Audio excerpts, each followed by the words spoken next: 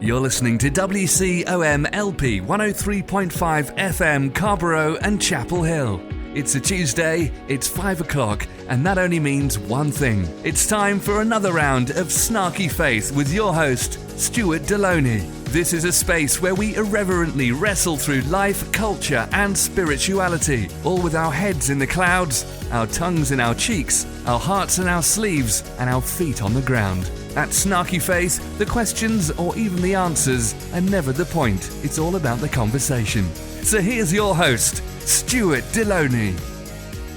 Well, good afternoon and welcome to another round of Snarky Faith. I'm your host, Stuart Deloney, and Snarky Faith is radio for the spiritually disenfranchised. If you've had enough of the insanity in Christianity, you've come to the right place. Here at Snarky Faith, we're all about finding a sane faith grounded in reality, working to make the world a better place in tangible ways. This is not a zone for spiritual escapism, Sunday school answers, or Christianese. We're here to call out religious BS and look for better ways forward. We have an action-packed show today. It is very tight on time because I'm going to be sitting down with a special someone with a really special interview that we're going to be getting to in a moment. So I will tell you, this broadcast and all past podcasts can be found at snarkyfaith.com or wherever else you find podcasts. So if you look for us, just look for Snarky Faith. And if you're a regular to the show and you're saying, hey, Stuart, where's the Christian Crazy of the week? Don't worry, I got you covered. For those not listening on terrestrial radio, those listening on podcasts, just wait till the end. You get bonus Christian Crazy just for you. But before that, I'm going to be sitting down with author Todd Vick to talk about his new book that just came out. And it's one that I've thoroughly enjoyed, and I think you're going to enjoy this conversation that Todd and I have together. So without further ado, here we go. Joining me today is Todd Vick. Todd Vick is an award-winning writer, best-selling author, conference speaker, and certified transformation life coach. He's also the author of the new book, The Reconstruction of Your Mind, a post-deconstruction journey. So welcome here, Todd. Thank you so much. Good to be here. I want to say, first and foremost, I enjoyed the book, and it definitely feels like, I'm not sure if you're ready to take on this mantle, but it kind of feels like you are a tour guide for someone going through their own spiritual and theological apocalypse. It's kind of what happens, when it's all blown up, and this book feels very much like you are a good friend walking someone through this, and I feel like there's a lot of truth into these pages, and it really feels like you've lived through the tale you tell. Oh yeah, and so for starters, many people talk about deconstruction, but I want you to give us a definition of deconstruction. Give us a working definition we can walk through here. Yeah, basically deconstruction is everything that you believe as far as your faith, it just comes crashing down because it just no longer works for you as it is. And that's what happened to me. I quit the ministry. I didn't resign. I didn't retire. I quit. I walked away.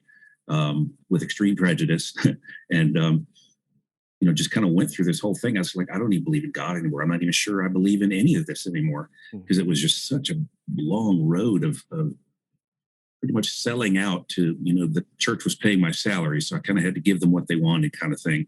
And I just couldn't do it anymore. So I took a little time away from that, started looking up what other people were saying in other religions. I talked to this really cool Hindu guy. I even thought about becoming a Hindu, but he talked me out of it and said, you need to stay with Christianity because that's where your heart is. And I was like, well, your evangelism quota is not going to be met this month. But so that, that was just a part of the journey. It just, it was a frightening, terribly frightening thing to go through and very lonely. My wife didn't understand what I was going through. My children, my siblings, everybody just thought I was going crazy. And I was able to meet a few friends online and connect and network. And, I've gone through Keith Giles' Square One class, which I highly recommend for anybody going through deconstruction.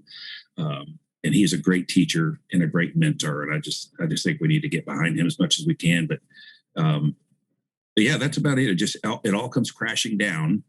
And suddenly it's like, what the hell do I believe now? I don't have anything left.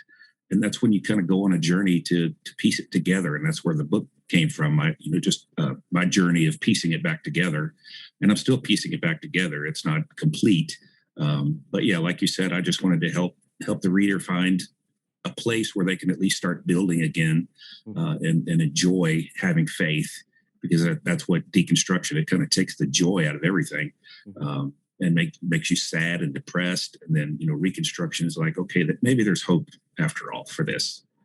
Now, for you, you mentioned, especially throughout the book, about your journey through vocational ministry. What led to your deconstruction? What were those threads that you started to pull on, and you started to see issues with? What were some of those things that, yeah? Well, the final straw for me was the last church that I was pastoring. I got a call on Christmas Eve from one of the connected family members, and she said, "I need you to talk to my son tomorrow. It's urgent." And what had happened was the son came out to his family, which was just, this was a solid Southern Baptist established family, and he just wasn't going to do that. So they asked me to talk to him, and I prayed really hard and thought really hard. What would I say to this kid? I just don't know. And the best I could come up with was, God loves you, man. God loves you. God accepts you. And he's behind you. He's for you, not against you. And boy, they didn't like that very much. And so that was kind of the beginning of the end for me. They just stopped liking everything I was doing after that. But I wasn't going to condemn this guy, because I didn't really feel like I had a foundation on which to judge him, because I'm not perfect either. But he's struggling with something very real and very powerful, and he's got no support at home. And so all I could think to do is just give him some support. Haven't heard from him since then. I hope he's doing okay, but hopefully that day he got something that he needed. But boy, his family was not happy with me after that. They were expecting me to talk him down and talk him off the ledge and tell him God's going to condemn him and this and that and the other. I just couldn't do that. It just wasn't in my heart anymore to do that. 20 years ago, I might have done that. But this journey has softened me to the point where I just, I've seen so many things, real people in real distress and real situations. It's like, the four walls of the church, that's not real. That's just stuff. That's just, club stuff and country club stuff. And it doesn't usually bring you anything real. And this church was just not real. They were trying to, I'm not going to spend a whole lot of time dissing them, but they weren't real. They if I posted something on Facebook that they didn't like, they would come say, "Look, we don't want you posting stuff like that because it's going to make us look bad." And I'm thinking, well, you look bad already because nobody wants to come here anymore. But so yeah, it just, being in vocational ministry was fun at one time. And then around, I guess, 2001, when I read Steve McVeigh's book, Grace Walk, things just really began to change. I just began to preach more grace and got in trouble for that. And, I told people in church one time, I said, you don't ever have to give a cent to this church, because God's going to accept you whether you give it or not. He loves you. He accepts you. He's for you. And he's going to bless you whether you give financially or not. And boy, they didn't like that at all, because that's how you pay the bills in church and stuff. But so over the years, I just kind of got in trouble tripping over myself and my, gradual deconstruction in the ministry. And then, like I said, I got to a place where I just couldn't do it anymore. I was so dead inside and so fake. I just had to find something else. I have lived through something similar to that. So I know what it's like as you're deconstructing and walking through. The hard thing is, and I run into and have conversations with pastors, usually more privately, online or otherwise, that are deconstructing, but no, they can't do this publicly. But no, I've had many conversations where like, well, if my church knew I was having this kind of a conversation right now, my job would be over. And I think that a lot of times people don't understand the particular strains for people in vocational ministry. Can you speak to a little bit of that? Because it's deconstruction and reconstruction are a difficult process.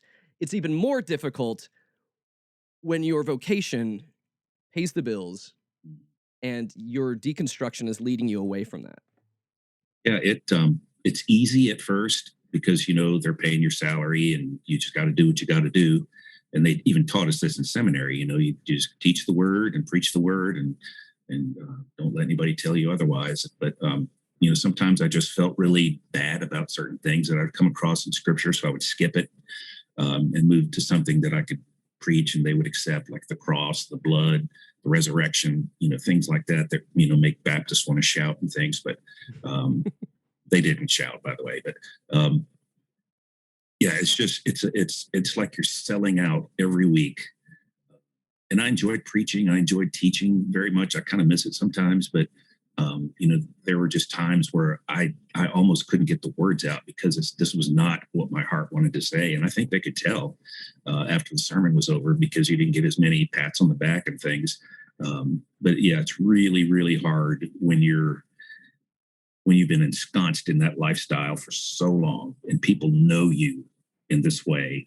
And for you to just suddenly say, hey, I'm deconstructing, they would never support that. They would fire me. I would have no income, no benefits. Of course, nowadays, I don't even think churches pay anything anymore like they used to. That's true. Used to have when I started out, you had a salary package that include housing and car payment and everything else. And with my last church, they paid me $300 a week, period, for full-time ministry. Mm-hmm. So it just, it's changed a lot over the years, but that's the one thing that hasn't changed. It's just the feeling like you're selling out, like you're really not giving them the God that you believe in. You're just giving them the God that they want to believe in, the God that they want to hear from. And you probably, depended on you, but you can probably do it for a while and get by with it. I did it for almost 30 years. And I finally just reached a place where I can't do this anymore. This is crap. I don't believe this anymore. Mm-hmm. I don't even know if I believe in God anymore. If I say that in church, that would run me out with pitchforks and everything. But mm-hmm. I just reached a place where I had a mental breakdown before I left the church. And that was kind of the last big thing to happen because I had absolutely no support from them whatsoever when I was in the hospital. I even got yelled at for missing Sunday service because I was in the hospital. And it's like, you know what, this just isn't not worth it anymore. People just don't care. They just want to hear the sermons and pay their tithe and go home, have potato salad sometimes at church. But you become very cold and very dead inside. Yeah. Kind of preaching what you don't believe for so many years. And by the time I got to 2016, I was pretty much dead inside. There wasn't anything left. Well, I appreciate how honest you are throughout the book, and I think that what makes this book unique and special is that you're also, like, for me, when I was doing this in ministry, I don't know, either like I don't know if it just was kind of that anarchist in me that loved the idea of burning things down in my head that I've been raised with, that it was almost just like fun. I was like an arsonist, like, woohoo, this is awesome. Yep. Kind of middle fingers to everything as it was happening. But then you come to the point where you're kind of sitting around in the ashes of everything and you start to go, oh crap, do I walk away from all of this? Which many do, or that you're left with the path of saying, okay, like what can I pick up to carry on? Like what matters? Right. What do I need? And I think a book like this is important because deconstruction is sexy. Reconstruction isn't sexy. That's the hard work of putting it back together. Yeah. And one of the things I think that keeps us in place, either from changing or from moving towards reconstruction, we often, I guess, get stuck in places that feel very safe. Like you'd mentioned in the ministry, it's easy because my bills are paid. I can keep walking through this. My kids are being provided for. All of this. Right. We do things that keep us in these safe spaces. But at least for me, it was always this tug that like this space is now confining me. This for a while it was defining me, and now it's confining me. That I need out. Like I can't breathe here. That the journey I'm on isn't here. I need to leave. But what are some of those things that prevent us from going outside the lines and seeking new things? What are those things that keep us complacent? Well, the top one it would be fear. Just fear of losing your job, fear of losing your reputation, fear of people getting mad at you, et cetera, et cetera. I think pride might be another one. I'm not willing to give up my cushy little church and position here. I just need to settle down. I actually have a friend who's went through that very same thing. Just ignored it and just preached on through. But now he's retired and deconstructing. We've become friends. But fear and pride. It's like I'm all right. I'll do okay. And you don't. And then yeah, fear is just the big one. There's so many things to be afraid of, and I even dealt with fear in the book a little bit. But just being afraid of not being seen as who you want to be seen as is a big factor in hesitating to deconstruct and to come out with your deconstruction, because it's so scary. Right now, people are not liking it. Where I come from, they're not liking this deconstruction business. And I even have family members that, don't understand what I'm going through, but you're just not believing the Bible anymore. It's like, no, that's not true. But so yeah, just, being afraid and being proud, those probably are the two biggest obstacles to coming out of that life. I remember, I can't remember who told me this once. It was one of my professors years ago, but I think it was that people don't fear change, they fear loss. Mm-hmm. And I feel like that's a lot of it, because walking through this journey, it's the funny thing that happens within churches is when you tend to say, I'm not going to go here anymore, people tend to see you now as an outsider. Right. And you lose relationships with people. And so that, like, for me, that was a difficult thing of walking away from things, was relational losses. But I want you to speak a little bit about this too, for people. What happens in those early days, like when you start to deconstruct? What begins to happen when we start to let go of things that we once held dear, whether they be ideas or assumptions or theology? What begins to happen within people? And for me, it was Steve McVeigh's book, Grace Walk. I highly recommend it. It's been around for a long time, but it's still selling. People are still reading it, and I highly recommend it. Steve is a great guy. Back in those days, I had gone through a brief journey into the charismatic third wave neo-Pentecostal movement. Came out to my church that I was speaking in tongues. I didn't even know what I was doing, but I was, under such pressure from pastor friends of mine. If you want your ministry to grow, then you need to do this. And if you don't do this, your ministry is not going to grow. And it became more legalistic than what I was used to. And so when I got out of that, I went back to seminary because I'd taken some time off, and just the first 3 weeks of class, all I did was weep, because they were talking about grace and how God loves you and he chooses to love you, and for no other reason. And just hearing that stuff. And then we talked about the prodigal son, and I felt like, gosh, that's me. If that's not me, I don't know who else it is. And I just, wept for 3 weeks. And the professor's like, man, what's wrong with you? Let's talk this out. And he was great. Came, did revival at the church later. And that was a defining moment, because it felt like a weight had lifted off of my shoulders, a weight of legalism, charismatic legalism mainly, but also Southern Baptist legalism. Like, you've got to join the church, you've got to fill out the card, you've got to tithe, you've got to be baptized by immersion, et cetera, et cetera. Don't sit on this pew because it's brother so-and-so's and he'll sit on top of you if you try to sit there. I mean, that actually happened to me. But it's, I forgot what I was saying. But anyway, the freedom happens to you, and you try to take that back to your congregation, and they're like, what are you talking about? Grace? What is that? You telling people they don't have to tithe? That's going to kill us. And I actually, had a really hard conversation with a deacon about that. At many deacons meetings where, Todd, what are you talking about? All this grace stuff. If you're not, one guy even said, if you're not working in the church, you're useless. And I'll never forget that statement, because I was like, oh my God, you got to be kidding me. And the same guy put a sign up on the marquee of the church, Jesus is coming, look busy. And I was like, no, man, this isn't going to work, because I'm not this guy anymore. Yeah. Grace has happened now. And I was okay for a while, and then went through divorce, and just some terrible things happened in my personal life. And miraculously was able to push through that and recover, get back into the ministry for a season. But this last season, I guess all of that had happened in my life, the deacons meetings, the divorce, separation, the changes that were made. I lost my house. I lost my car.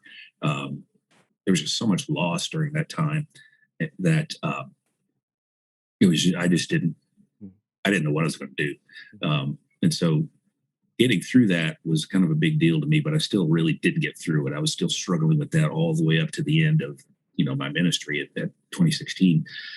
And when I had my nervous breakdown, I was able to thankfully deal with a lot of that stuff in intensive therapy, which I'm very grateful for, and medication or whatever I needed to get back on track. They helped me.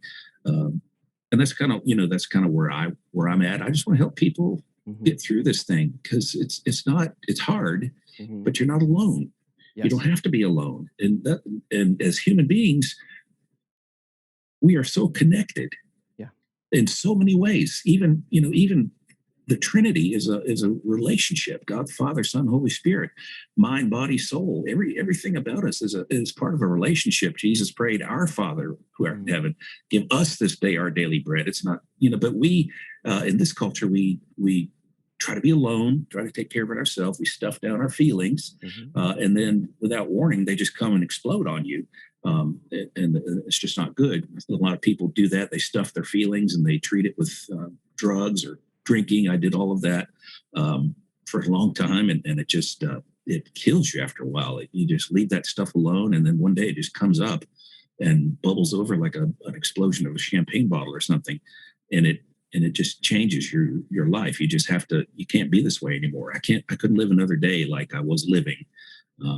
And then everything that happened after that just confirmed for me that I was on my way out of the ministry. Didn't want to retire. I didn't want to resign. I quit. I left it. I call myself an ex-pastor because I really just put that behind me with, like I said earlier, with extreme prejudice.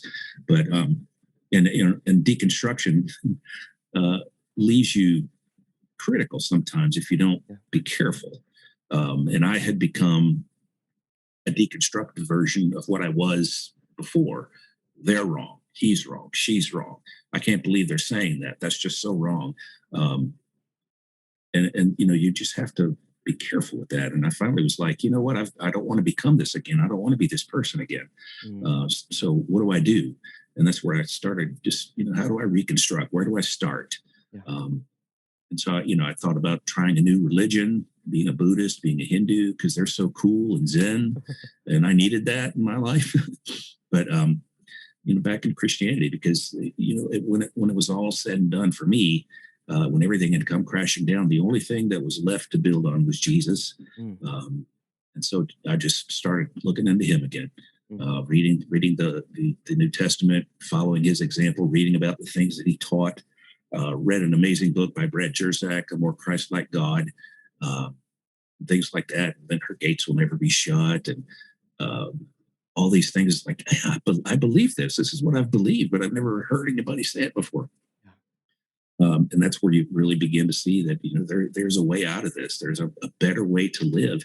And I'll say this too: Rachel Held Evans had a book called Searching for Sunday, which really helped me love the church again. Because when I left, I was like anti-church for the longest time. And that book just really helped me settle down and say, God loves these people. Nothing has changed. You've changed, but his love for them has not changed. And his love for you has not changed. And so get through that, deal with that, because it's so important to love people and care for people and be there for people and show up for people and leave space for people, because we all need each other so badly. We don't even realize it sometimes. I had to figure this out in group therapy, to be in a room with full of people that were struggling with some of the same kind of things I was, and rejection and all of that stuff. But to stay deconstructed is a bad idea, very bad idea. You can quote me on that. But finding a way to reconstruct, you got to find something to build on. For me, it was Christ. I just had to go back, because when I first became a believer, that's who it was all about: me and Jesus, 24/7. Until somebody told me my hair was too long and I should wear these clothes to church, and I realized, oh my God, I've let him down. I'm thinking I'm doing okay, but Jesus has been mad at me all this time, and that kind of led to a long life of trying to overachieve in ministry, and I did that a lot too. I wrote about it in the book too, but that that's part of my deconstruction story. Yeah, it's interesting about how, like, all the things, the litany of things that people will tell you pisses off Jesus, aka hairstyles or clothing, which Jesus spoke of none of those. But I've been there too. We're just, why were you what Jesus wouldn't, what? And you're like, what Yes, that's just foolishness. But you were just scratching at this a little bit too. But the importance of grace and community, and you spend some time in the book talking about this whole idea of koinonia, Mhm. and I want you to kind of unpack that a little bit about how, because I like how you talked about how your version or your vision of community changed through this process. The way you saw it now, or the way you see it now, is very different than how you saw it years ago. So, how, like, talk a little bit about that, how it changed. Sure, sure, yeah. Koinonia for me, for the longest time, was just, we think of koinonia, we think of the word fellowship, if we even know what the word koinonia, if we've ever heard of it even. But we think of the word fellowship, and when we think of the word fellowship, we think about bowling night or Sunday school parties or church dinners on the grounds and things like that, where we all get together. But it's basically the same conversations every week. How's your life? How's your family? How's your job? Okay, see you next week. There's no intimacy. And that was one of the things that, when I was looking back at, trying to rediscover Jesus, authenticity became so incredible to me. The authentic Jesus. This is not the Jesus that I knew and preached for so long, but the real authentic Jesus. And so I wanted a real and authentic faith, and that applied to fellowship as well. Intimacy with others. My word for 2019 was authenticity, and my word for 2020 was uh, intimacy. And then my word for 2021 has been audacity. I haven't really played that one out yet, but um, just, the intimacy was so missing from my life. And, when you get in a room full of people at group therapy and they're talking about deep and personal stuff, and you're just sitting there not judging them but weeping with them and listening to them, and you don't have to say anything, you don't have to do anything, just be there for them. And that to me is what koinonia should look like. And so I did some research on the word, and long story short, I came up with an obscure meaning for koinonia in the Greek, and that's the word intercourse. And immediately our mind goes to, sexual thoughts and intercourse and all that, but that's not it at all. It's the level of intimacy that we can achieve together, where nothing comes between us. There's nothing holding us back from being one with another, and it doesn't have to be sexual either. Of course, the sexual thing, I dealt with that too. God created that, and it works a certain way for a reason. But, when you think about koinonia, when you think about fellowship and intimacy with people, and we so lack that. And Larry Crabb, who passed away recently, wrote a book called The Safest Place on Earth, talking about the church. And it is so not been the safest place on earth for so many people. Yeah. And so we need to find something to build on. We need to find a community now that we've deconstructed and are reconstructing. Where do we go? We can't go back to our old church, because we're just going to listen to the same old stuff over again and just get frustrated and leave. Or, just get sad because these poor people, they just don't know what I know, and they've not seen what I've seen. But the fellowship goes so much deeper than talking together. Yeah. And praying together. Those things are good, and they're a form of intimacy, but just really become bare in front of somebody. Be your authentic self. Say what you really feel, say what you really mean, show who you really are, and for them to be able to accept that and return that to you by showing them who you are. And I had an experience of this koinonia back when I was writing the book. My wife and I haven't been to church really regularly since 2016. And we went and visited a church, and it was just the same old stuff, and I couldn't go back. And then, we found a group, met up with an old pastor friend of mine from a few years ago, and he invited me to his new church. It was a small group, and we had small group meetings in the house on Tuesdays. And this particular time, my wife and I were having some serious financial issues. I had been out of work. No money was coming in, and we were about to lose everything, lose our apartment and just be evicted. We had nowhere to go. And so I shared that with the group, and they did not say, well, let's take up an offering and give you what you need. They listened. They sat there and they listened, and they allowed me to voice this, and they didn't judge. They didn't say, well, yeah, I've been through that too. I've heard, no, they just let us be who we are. And they accepted that, and then they returned that I just, the next day, the pastor at 6 o'clock in the morning says, I've been thinking about you all night in your situation. I wish I had an answer for you. It's like they're still thinking about this into the night. It's like, this looks more like koinonia than what I've been used to, that, they just allow us to show up for each other. We make space for each other. And, miraculously, we were able to get the money we needed and dig out of that hole again, wait for the next one. But, I just think we're missing the connection. We're missing the intimacy that comes through koinonia. We're afraid to be ourselves at church. We put on our masks because, like my young friend who had just come out to his family, he had to wear a mask for a long time. And you just get to a place where you can't wear this mask anymore. Something's got to give. You got to be real. And then you take a chance and take a risk. And then you find that you're rejected and shamed and guilted, and you should do this, you should have done that, you shouldn't do this.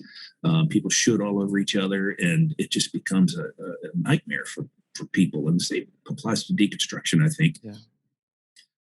Maybe not everybody gets as nasty as I've seen, but it can be very difficult, especially when you're dealing with family. For your family not to understand, because my children, for example, they're adults now, and I'm a grandfather. So, I mean, they're well, they're up in adulthood. But, when they were little, we took them to church every Sunday, and they heard, their dad preach Jesus this and Jesus that. And now for me to come out and kind of be a little bit different, it's tough. It's tough. They're being okay about it so far, but they're not really talking to me about it. But I had a great conversation with my son-in-law about it. He's studying to be a minister as well. And I understand what he's going through, what he's saying. We were able to connect and listen to each other. And I'm really trying to do that more with everybody. But it's so cool when you can have that connection with somebody. I think I got off track, but I do that a lot. You might have to reel me back in from time to time. No, it's good. No, but I think but part of this, when we talk about like deconstruction and reconstruction, it's what we're leaving behind and what we're saying, like, we've had enough of this and I want more of this. When you were talking about this in the book, it reminded me of probably one of my favorite stories in vocational ministry that didn't involve me making a scene. It involved someone else kind of making a scene. It was a good friend of mine. And I was like, at the time I was the high school pastor of you could say it's a mega church in the area. And my good friend was the middle school pastor. And we're in this stupid, vapid church ministry meeting with all of the pastors and staff, because we need to find a really neat name, because we have small groups, but we also want to have affinity groups, groups where people can do things together that don't necessarily have to do with like reading scripture, but so yeah, it was a stupid, vapid conversation. It had really nothing to do with ministry and more about just kind of polishing the knobs of people in the church and making them feel good. Exactly. Yeah. And so they were spending all this time on needing a new name, and a name for it. What do we call these? Because that's really the most important thing, is naming it. So yes, and so and the middle school pastor, one thing I loved about him, and I still love about him, he's still my friend, and is that he's always honest, whether he should have been or not. And you'd even mentioned this kind of in the book about the idea of intercourse, this kind of like a relational intercourse. And so he's like, the best thing, we've been talking about this the whole time, we should just call these orgy groups. And so and to be on a church board with all these other pastors there was just like the silence and quiet of like, to me, it was a beautiful moment, because he was actually almost not wrong. I mean, in a certain sense, it wasn't that ridiculous, and it also called into the ridiculousness of what they're wanting to. They wanted like this fake intimacy. They wanted fake things that can make people feel about that. And there's a lot of things in the church that we do that we've learned to, like you've said, fake it. But it's not a fake it till you make it. It's just a fake it till you fake it again, kind of a situation. But one thing I appreciate how you also did this, and I want you to speak into this more, is reframing, because you do a lot of reframing in the middle of this book, and you reframe this idea of fear, especially like in the context of fear of God. So how do things change in our perspective and viewpoint when we change how we view fear in regards to God? Yeah, that was a big struggle for me. For years we're taught fear the Lord, fear God. The fear of the Lord is the beginning of wisdom, et cetera, et cetera. And the word fear doesn't actually mean fear, like be afraid of. It's totally different than what we realize. And in Timothy, the Bible says God did not give us a spirit of fear. So we see that fear is a spirit. And neuroscience is one of my hobbies. I'm a total nerd in that regard, but it fascinates me how the human brain operates and how it can apply to our faith and show us things that we wouldn't see otherwise. Johns Hopkins did a fear test years ago with a group of people. They put them in a dark room and they showed pictures of spiders on the wall. And while they were doing this, there were some that didn't see spiders at all. They just saw whatever. But the ones that saw spiders, there was definitely a reaction in the brain. But it was like a pin, a tiny little poke of fear in the brain. And it just kind of shows us that fear is really not a big deal. It's a spirit and it needs to be overcome, and we just need to not be afraid. And I think that's probably if our country, if our world and society could get behind that and not be afraid of each other, and not be afraid of change, not be afraid to try something new, not be afraid to talk to one another, then I think we could really see a difference in the world. And that's kind of, that's why I'm writing these books, because I just want people to read this stuff and say, you know what, maybe I need to think about it this way from now on. Or maybe that's interesting. I'm going to think on that some more. Or hey, screw this guy. He didn't know what he's talking about. But either way, I think we need to get the conversation out there that fear is really not that big of a deal. It's something that we create in our minds. And my wife likes to watch a lot of crime TV. NCIS and things like that. And sometimes they'll. A guy will jump out of the dark alley and grab somebody, and she sees things like that, and she just gets scared of life. We don't go out in the dark. We, things like that. We kind of change the way we live because she's afraid of being grabbed in the middle of an alley or something. Even though we don't go into alleys or anything like that, but it's up here in the mind. Yeah. But if we were to examine her mind, it would just be a little black dot on the scanner, because it's really not that big. And so the Bible says perfect love casts out all fear. And that's actually I probably won't be able to explain it as well as Dr. Timothy Jennings. But basically, when we focus on love instead of focusing on fear, it literally, the synapses and all that go to that fear, and they cancel it out. Perfect love casts out all fear. I mean, it's just incredible what the brain can do if we tap into some of that. That it's probably not interesting to read, but for me, I love it. I love seeing how, faith and the brain operate. That's kind of changed my life and kind of helped me reconstruct, is that, the scientific things that we're finding out now about God and about the universe and about quantum mechanics and how we really are connected in such a way that we can't even fathom, but we are absolutely connected to each other. And part of this earth, we're connected to everything. And when we hold back on our connection, like breathing, for example, when we breathe, we're helping the atmosphere to stay, to continue. But when we take a plastic bag and wrap it around our head, suddenly we're not giving out any more air, we're not giving out any more carbon dioxide, and we die. And I believe that has to do with transgression of God's law, the natural law of things, and the wages of that sin is death. It just kind of makes sense when you start to put it together like that. I'm doing a terrible job explaining it. No, you're not. I love how you're integrating this. I feel like this is more of an integration, is what you're getting at. I think of things just outside to where I feel like the church has made boxes where like this is all we need to know. And then you're actually saying, no, but this actually will speak more to this. And over here, we can draw this in, and this gives us a better perspective of who we are as humans, as opposed to a very cardboard perspective, I think, which we oftentimes get fed, and things like that. And another one thing that I really enjoyed, because in my past, a number of years, I was a support-based missionary working with an evangelistic organization. So I've done the whole thing where you raise your own money and do all that, and I ended up being more of in my mind, a thorn in the side of my evangelistic organization because I kept asking questions of this because Right. the version of evangelism that I had grown up around and then was trained around was very, very simplistic. It's just kind of get them to pray the prayer, get them to do this, and the kingdom of God is very narrow and small, and it only really matters about death. Right. Now, I love how you were unpacking that more in the book about how your view of evangelism has changed a lot. Oh yeah. And what is like, how are you embracing evangelism not as simply like a transactional thing or a turn or burn kind of conversation, but how is it shifted for you? I think it's just become more relational for me. I don't feel like I don't feel this compulsion to go up and share the gospel with everybody, that, or share a tract with everybody I meet, and leave a tract on the table and leave a tract on the urinal. I've seen that so many times. That's one place where you can't help but see it.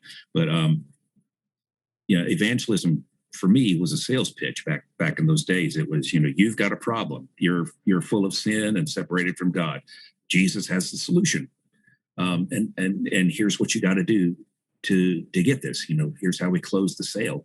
And I could do that selling vacuum cleaners or just about anything. It's a pitch. And I think we mean well. I don't think we mean to be wrong or less than we could be. But I think just understanding who Jesus really is, the authentic Jesus who raised people from the dead, who healed people, spent time with lepers, spent time with prostitutes, spent time with tax collectors and people that the religious people were looking at and just saying, wow, I can't believe he's spending time with that crowd. And that's what he did. And so when we begin to look at him and his life, then we begin to see how evangelism is just simply being there for people and showing Jesus to people. Letting them see Jesus in the way you behave, in the way you treat them, in the way you act. And it's not a sales pitch, and it's not a prayer that you have to pray, because I'm more of a universalist than I used to be. And I still, Brad Jersak says that some universalism doesn't take sin seriously. So I'm working all that out with what I believe. But I just believe that if all men were cursed under Adam's sin, then all men should be able to be set free from Christ. There shouldn't be you got to pray this prayer. You got to receive it first. You got to ask for it. You got to want it. And I just think that's just not productive and limiting to what it could be if we just really show Jesus to the world and be like him and imitate him and love people the way he loved them. And it just showing grace and mercy and wow. Yeah. It blows my mind, the grace and the love and the mercy that we are shown by this man who walked our earth and loves us still and is still very involved in our lives and in our daily struggles, but gives us a wonderful example of how to present ourselves to the world. And we don't have to all be robots. I can be myself and present the Jesus in me to the world the way that I would do it. And you can do the same thing just as you would do it. And it's not like a pattern that we have to follow. It's just be there for people, show up for people, love people, no matter what. And that no matter what is where we get tripped up, I think. If we could get past the no matter what and start to really believe that, then I think the tide would turn on us loving one another, loving God, loving each other. That's about as simple as you can put it. And Jesus said, "This is the greatest commandment. This is the one, the end all, be all of commandments. This is the one you need to really concentrate on. Love God, love others." And it's so simple, but yet we make it so complicated. Because I know one thing I think you're completely right. I think the loving and the living out grace, it's an easy thing to preach or say. It's a harder thing to do. It's time consuming. It's messy. And after, at least for me, after being in years of ministry, you kind of learn the tricks of the trade. Like, I know how to get people to come down and pray a prayer. I know how to whip up emotions in front of a crowd. And so I've had to learn that, like, you may be good at that, but some of these are dirty tricks, and you need to get rid of these, type of things. Like, to where that we're taught this. We know, like, the music and all this other kind of stuff. And for me, over time, I kept seeing the same people, like, praying the same prayers and doing all this. And I was like, but what are we doing? This is just about metrics. This isn't about, like, really moving us towards something new. Now, you mentioned this earlier, and I'm going to shift modes a little bit because I want to pick your brain more. Sure. So I know that you are a life coach. So I'm wanting some life coaching here in this portion. So one thing I will say for my process, and I feel like I've been deconstructing and reconstructing. It feels like it's a constant process of like refining over time. Hmm. Hmm. Like I'll kind of dig into this one area and like, wow, clean that out. I'm fully deconstructed. Now I'm fully Yeah. reconstructed. No, Yeah. it Yeah. there's more. There's It's more. ongoing. Yes.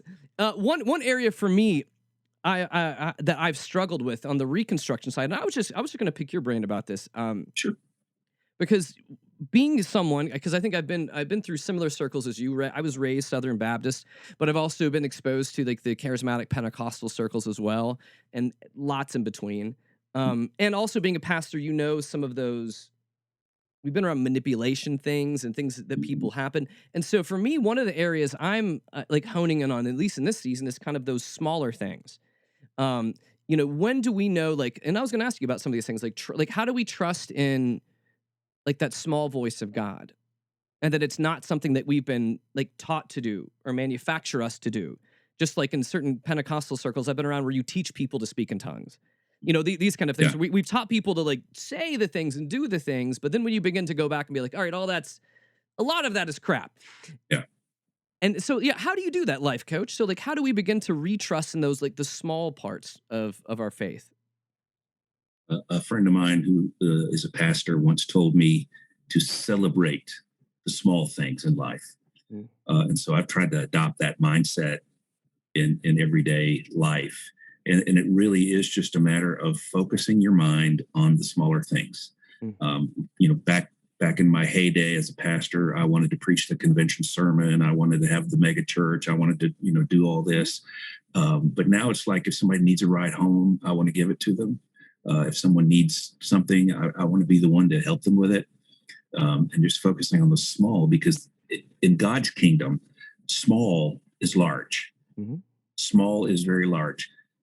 Death precedes life in God's kingdom, not the other way around. And so if we're living with kingdom mindedness, then we just learn to focus on the little tiny things that really didn't seem to matter before, but make such a big difference.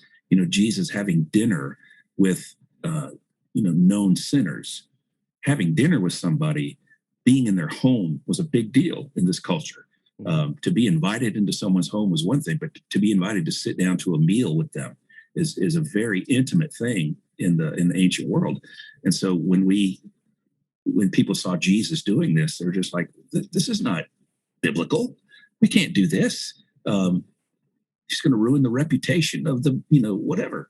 And yeah, he did, but he didn't focus on, I'm going to make you speak in tongues. I'm going to make you healed. He did bring Lazarus back from the dead, but I guess you got to show off sometimes if you're Jesus. But, for the most part, it was just little things like, what do you need? What do you want? Do you want to be healed? Do you want to get well? Go and sin no more. And that's another thing that I don't think I wrote about it in this book, but that's another thing that I've been struggling with in my reconstruction is, what does he mean when he says that, go and sin no more? It's not like, now you go and you sin no more, or I'm going to come back. It's go and be free. Yeah. Just go and be free, be loved, be accepted, be affirmed in Christ. But yeah, just for me, I used to focus on big things. I wanted the big house. I wanted the big everything. And now it's just like, I would be satisfied with so very little right now. People might even think that's weird, like I'm a hippie or something like that. But I am actually. But just to not be worried about the big stuff is liberating to me. And so I would, if I were you, I would look at the things in my life that are big and say, how can I refocus on these things without seeing them so large? And try to, even I take notes, I journal, I do all that myself. But it's just a matter of reprogramming your mind. It's the neuroplasticity, teaching your brain to think new thoughts. And every time you get a new smartphone or pick up the guitar or learn a new instrument, you're creating plasticity in the brain. You're sending these, impulses. And so that's what we just got to do. It doesn't have to be, lights from heaven, angels singing moment every day. Just little things Mm. important things. Like I tell my wife I love her. Mm. And to me, that's a little thing. To her, it's a big thing. And I tell my kids I hug them, I kiss them, I don't care. James Taylor said, shower the people you love with love. And I'm going to do that. And if they don't like it, that's just too bad. But, and other people too, I'm a hugger. And, with COVID and everything else, I've had to dial that back. But that's just who I am. I want you to know that you are special, that you are loved. And we do this in little ways, little things make such a big difference in the kingdom. In the world, we need big things. In the world, we need our own rocket, shooting off into space. But in reality, we just need to be kind, Love it. to be loving, to be available, to show up for people, to listen without an agenda, without forming an answer. Just listen to what somebody's talking about, hear them. So many little ways that we can change the way we think and change the way we've always operated. And for me, that was the moment, the defining moment for me. I even wrote it in one of my Bibles. Pastor Shane said, focus, celebrate the small things. And I thought, celebrate the small things. That's powerful. Because I wasn't. I was looking for the big stuff. Yeah. And celebrating the big stuff when it would happen, but not the little stuff. And it kind of changed a lot for me to do that. Awesome. Well, last question, and this is still deconstruction, reconstruction / life coach question, because sure. I think a lot of people, as we've walked away from things, as people walk away from churches or certain pastors or certain mindsets or denominations, like for you, how do you digest now messages and teachings from people in authority after you've been in systems where you can see a lot of the crud in that authority? So like, yeah, how do you process, like, who do I listen to? Who feeds me? Right. Who's toxic? Who's not toxic? Exactly. Yeah. I have pretty much stuck to just a few people that I know personally. Keith Giles, for example, is an amazing teacher. Mm-hmm. He has, so much knowledge on things. Every time we talk, he gives me something new to think about that I had never thought about before. And he's just that kind of guy. So Keith Giles, Jason Elam is another great guy that I love to talk to. Carl Forehand, you can't really tell by looking at him, but he's an extremely deep individual, kind, really cares about people. And I just try to surround myself with people like that. I don't listen to TV preachers and I listen to podcasts. Those feed me too. But, just keeping my circle small right now is kind of how I'm getting through. My wife and I are talking again about let's go find a church. Let's go find a community to try to be a part of.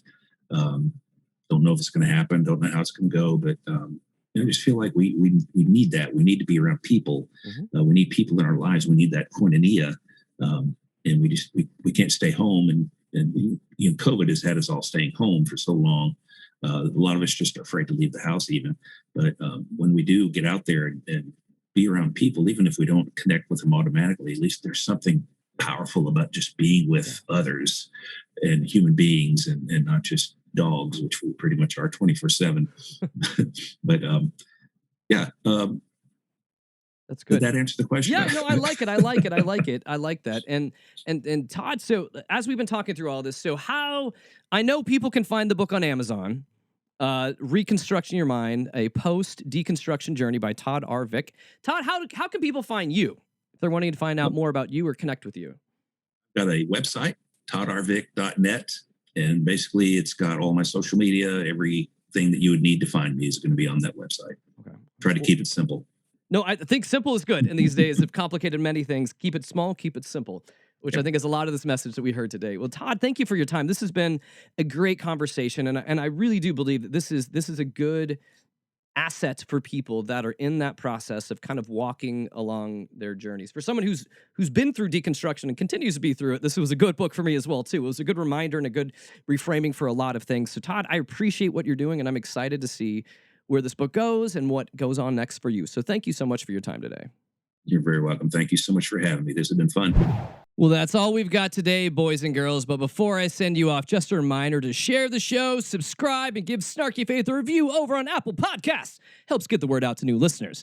If anyone reach out to me directly, hit me up at questions@snarkyfaith.com. But again, thank you for being a part of the show this week and every week. I appreciate you all. And as I release you out into this wild, wide world, I send you out with the holiest amount of grace and peace and snark. Go out and make a difference in the world around you, and check out Todd Arvik's new book, The Reconstruction of Your Mind. That's all I got this week. I'm out of here. Peace.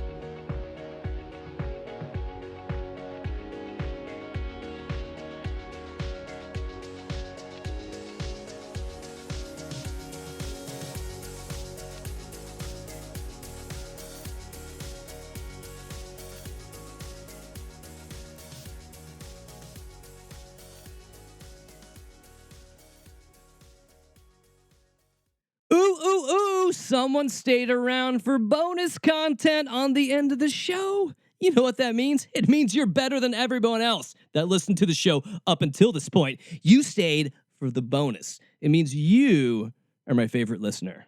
You know who you are, and I know who you are. I can feel it down deep in the cockles of my heart. I can feel it there. I feel it. But you didn't come here for feelings. You came here for crazy. Oh, and I've got just 2 bits of crazy to leave you here with. But before we hop to that, I got to give you some intro music to our abbreviated version of the Christian Crazy of the Week.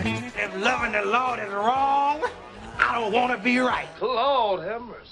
The Lord is my shepherd. He know what I want. So for our first 2 mentions in the Christian Craze that we're going to give you here in the bonus content today, these 2 were the choicest cuts of the Christian Nuts of the Week.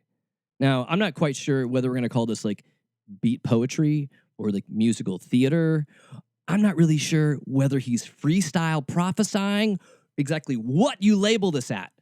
But we have here King of Bullshit, Prophet Hank Kunneman is doing prophesying to music, and it's something to behold.